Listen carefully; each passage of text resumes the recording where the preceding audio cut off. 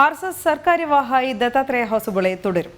നാഗ്പൂരിൽ ചേർന്ന അഖില ഭാരതീയ പ്രതിനിധി സഭയാണ് ദത്താത്രേയ ഹൊസബളയെ വീണ്ടും സർക്കാര്യവാഹായി തെരഞ്ഞെടുത്തത്. അലോക് കുമാർ, അതുൽ ഇമായെ എന്നിവരെ സഹ സർക്കാര്യവാഹായും തെരഞ്ഞെടുത്തു. മലയാളിയായ OK മോഹൻ അഖില ഭാരതീയ സഹ ശാരീരിക് ശിക്ഷൺ പ്രമുഖായും നിയോഗിക്കപ്പെട്ടു. നാഗ്പൂരിൽ ചേർന്ന അഖില ഭാരതീയ പ്രതിനിധി സഭയിൽ 45 പ്രാന്തങ്ങളിൽ നിന്നായി 1529 പ്രതിനിധികളാണ് പങ്കെടുത്തത്. ഈ യോഗമാണ് സർക്കാര്യവാഹായി വീണ്ടും ദത്താത്രേയ ഹൊസബളയെ തെരഞ്ഞെടുത്തത്. 1954 കർണാടകയിലെ ഷിമോഗയിൽ ജനിച്ച ഹൊസബളെ ചെറുപ്പത്തിൽ തന്നെ സ്വയംസേവകായി.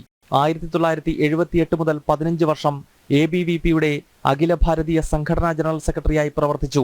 RSS അഖില ഭാരതീയ സഹബൗദ്ധിക് പ്രമുഖ്, സഹസർക്കാര്യവാഹ് തുടങ്ങിയ നിർണായക ചുമതലകൾ വഹിച്ചിട്ടുണ്ട്. 2021 ബംഗളൂരുവിൽ ചേർന്ന പ്രതിനിധി സഭയാണ് ദത്താത്രേയ ഹൊസബളയെ സർക്കാര്യവാഹായി തെരഞ്ഞെടുത്തത്. ദക്ഷിണ ക്ഷേത്ര പ്രചാരക് പ്രമുഖായി പ്രവർത്തിച്ചു വന്ന OK മോഹനൻ അഖില ഭാരതീയ സഹ ശാരീരിക് പ്രമുഖായി. കേരളവും തമിഴ്നാടും അടങ്ങുന്ന ദക്ഷിണ ക്ഷേത്രത്തിന്റെ പ്രചാരകായി PN ഹരികൃഷ്ണകുമാറിനെയും കാര്യവാഹായി M രാധാകൃഷ്ണനെയും തെരഞ്ഞെടുത്തു.